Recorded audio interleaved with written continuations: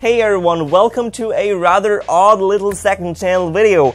Since I'm currently kind of stuck with my big main channel projects, I unfortunately don't see myself putting out a big main channel video this month. So instead, to make up for that, we're going to take a look at a rather random cheapy Chinese podcasting and voiceover microphone to find out if it's any good and see whether I wasted 15 bucks on this or not. And also, I want to mention, if I look as though I haven't had enough sleep, that is certainly true, but nonetheless, I think the story of how I got this is actually interesting enough in its own right that I should tell it.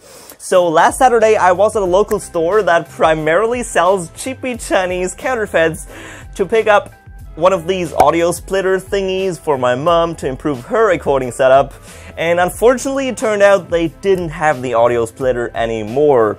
But what they did have was this microphone for around $15. Now, at the time I knew it was a risky purchase because for 15 bucks in a store that sells counterfeits, you could either get complete garbage or something that is at least kinda decent.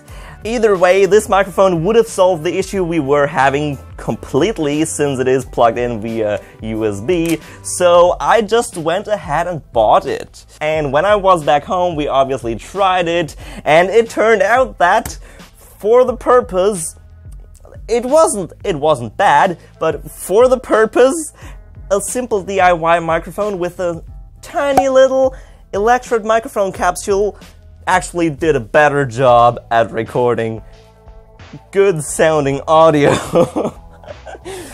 So my mom got a DIY microphone, which I did a short about, and I got this basically. In this video we're gonna take a look and see if I can use it.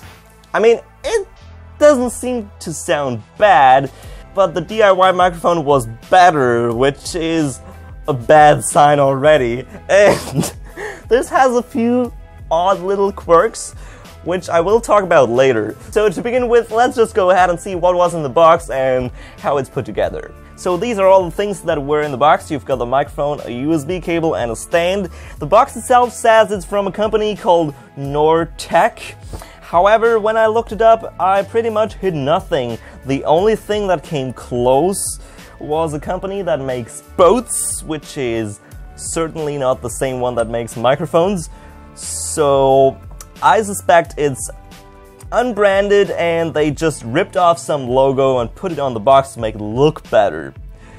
Otherwise, we've got more or less interesting information on the box, all the usual stuff, USB, cable, blah blah blah, frequency response 30 Hz to 18 kHz. Inside the box we don't have that much plastic, fortunately. Everything's just cardboard and a useless instruction manual. So that it is, this is a solid aluminum pipe, I think. It's not magnetic. Screws into a solid steel base. Now, I honestly would prefer more of the budget going towards a better microphone instead of putting a lot of metal into the box. This just screws together, simple enough, very straightforward, and the microphone screws on here.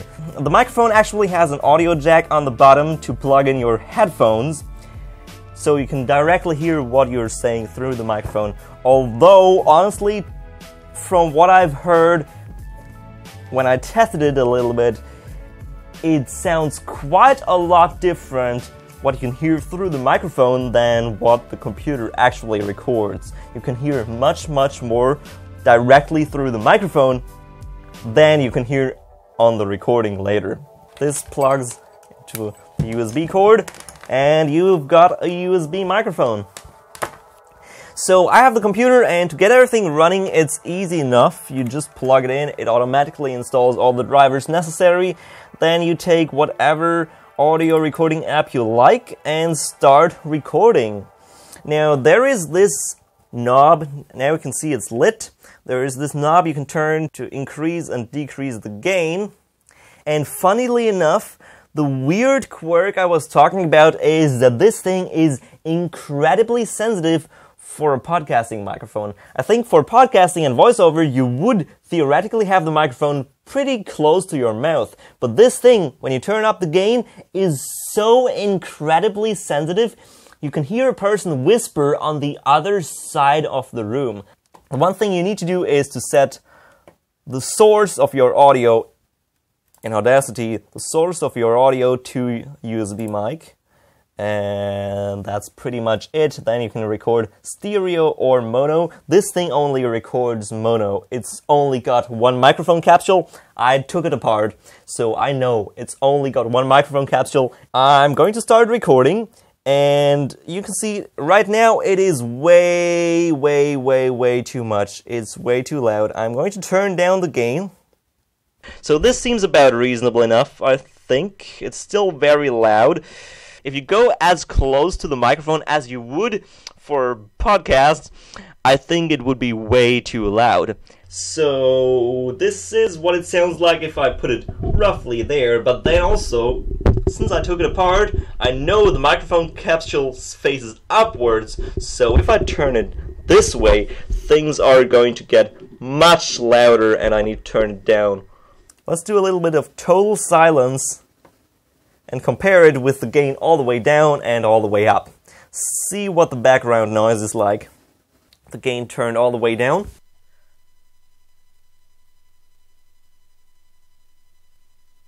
And now I'm going to turn it up all the way.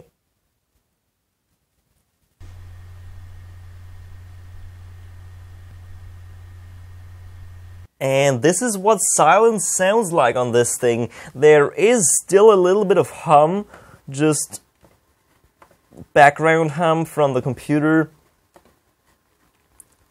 There's some humming that never goes away. I don't quite know why, but until I listen to that recording, I can't say if it's good or bad. Now let me show you what it sounds like if someone whispers on the other side of the room. Now honestly, you should be able to hear me whisper. I am on the opposite side of the room. This is about 2 meters away. Yes, it is very sensitive. It's quite prone to going over the top with the amplitude. That's what I don't really understand. It's quite weird. And also, if I speak, since the capsule is facing upwards, if I speak from below the microphone, it's a lot quieter. As you can see right now, it's a lot quieter than if I speak from above. It's weird. Let me just review all the footage and then tell you what I think it sounds like. Okay, so my opinion is that I don't quite know which opinion to have. It's definitely way too sensitive. Maybe I'm mistaken, but if I speak directly into it, it's way oversaturated. It is way too sensitive for that. Maybe I'm mistaken. Maybe this is not the kind of microphone you would speak into directly. Maybe you just put it on your desk like so. Generally, it doesn't have as much bass as I would like. It sounds a little bit tinny. I think with the right kind of post-processing, it should be very well usable. Great, I hope that clears everything up. It's certainly a nice ornament on my desk, since currently I don't even need a voiceover microphone. Currently I am still recording all my voiceovers down here in the basement using my phone and my lavalier microphone. So I don't see myself using this immediately, although I'm sure with the right post-processing it is certainly usable, but it looks very cliché, so it definitely makes for a good ornament. Other than that, sorry that this video is so disorganized. I'm just doing whatever comes to my mind. I had no plan. Yeah, my mom's got a new recording setup. I built it for her. I did a short about it. If you want to watch it, it is over there. And the last thing I wanted to show you is taking this thing apart. I want to show you what's inside. So let's just do that real quick now. So I didn't take it apart completely, but I removed this nice looking grill thingy, which is just screwed on using 2 of these screws. You can unscrew them and then you can simply take it off. There it is. And here you can see the microphone capsule, which is stuck on with a bit of foam to insulate against vibrations, which doesn't really work. And then we have the electronics. There is the audio jack for your headphones, and the interesting thing is the circuit board actually has facilities to put a second microphone capsule, but it's not on there. This is basically empty, it's just metal and foam. One of these set screws pushes onto a pad on the circuit board here to ground the entire thing to reduce interference. Then the circuit board actually doesn't look bad. I mean, it looks decently well made. Few chips, operational amplifier, capacitors, potentiometer for the knob, and a tiny little green SMD LED down here, which you can probably, yeah, you can see it. This thing, by the way, is plastic. There is a big chunk of whatever it is in the back. Here you can see the gray thing. It's a weight to make it heavier, so it feels more quality. Yeah, it is a little bit of a fake product. I don't think it's really worth 15 bucks, especially if I can salvage better quality microphone capsules from e-waste for free. So it's not really worth paying for it, is it? I mean, my lavalier microphone, I've been using it for a year now, and I think it's just fine.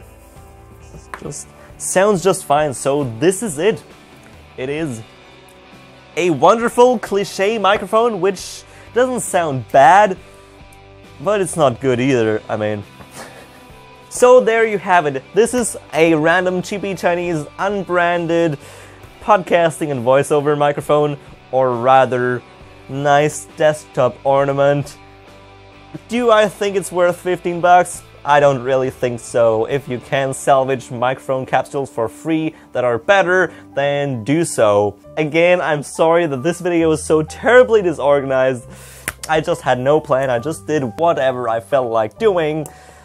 And I'm still no further with the question whether I'm going to use this thing in the future or not. I guess that'll be apparent once I'm done editing this video, so I hope you enjoyed, and I'll probably get my main channel videos back running next month. Thanks for watching, bye!